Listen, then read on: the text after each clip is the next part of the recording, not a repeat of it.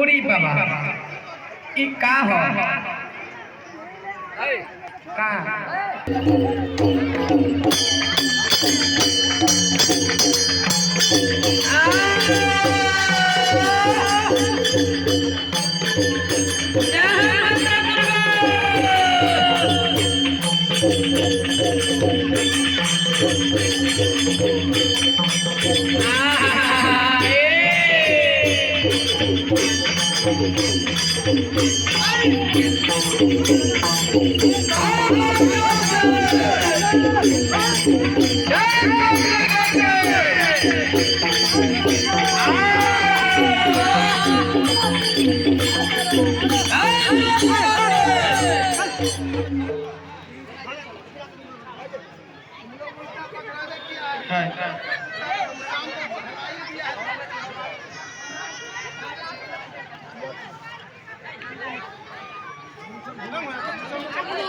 धान में से अगर चाउर नहीं निकलो तो मर्दाबा नहीं कहे हिजरा कहे जनानी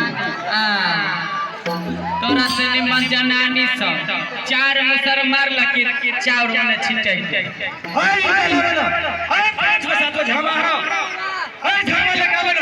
कथी मुंह तक जाइ छै होई ईटा हो झामा लेके आवे ना झाड़ में से चाउर निकलबे न करे अच्छा झामा करे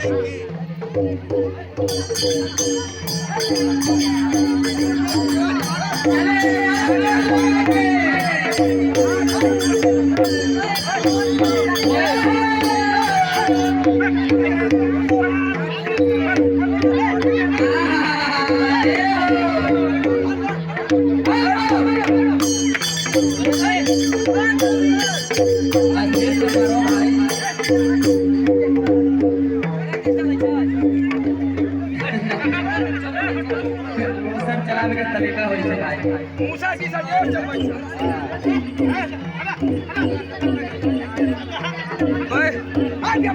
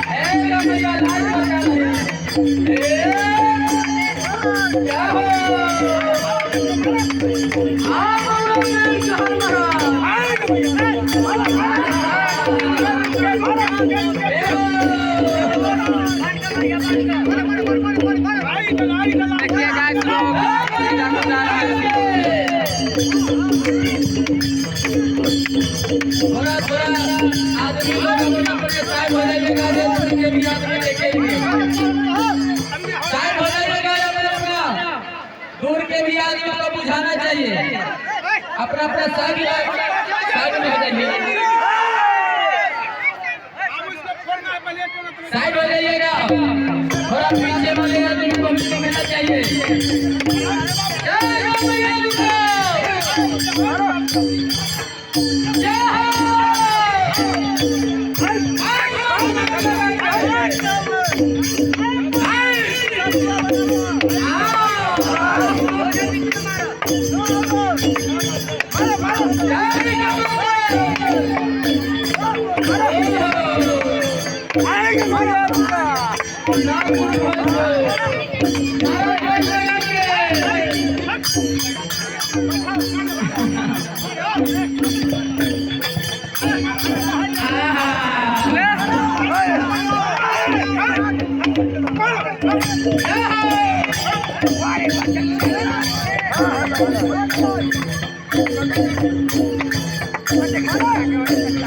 पूरा फूट जाएगा चलियो।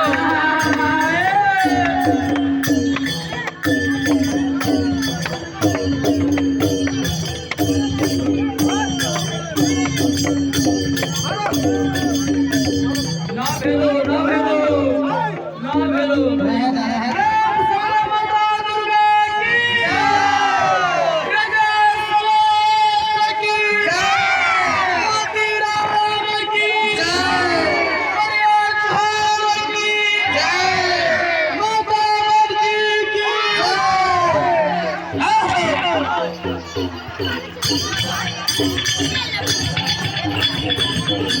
Thank you.